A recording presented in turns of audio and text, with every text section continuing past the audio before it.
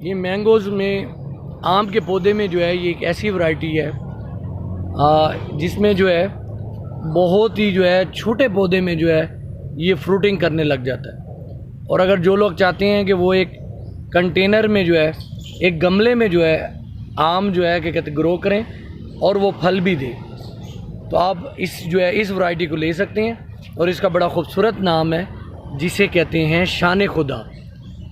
तो ये शान खुदा का पौधा है। तो मैं यहाँ से लेने आया था, लेकिन ये जो है ये इन्होंने नुमाइशी प्लांट रखे हुए हैं नुमाइश के लिए।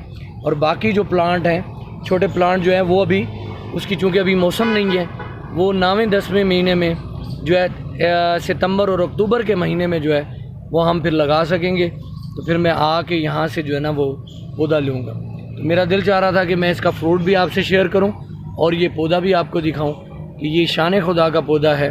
अगर जो लोग चाहते हैं कि उनके घर में जो है वो मैंगो ट्री जो है एक कंटेनर में ग्रो कर ले, तो ये एक अच्छी वैरायटी है।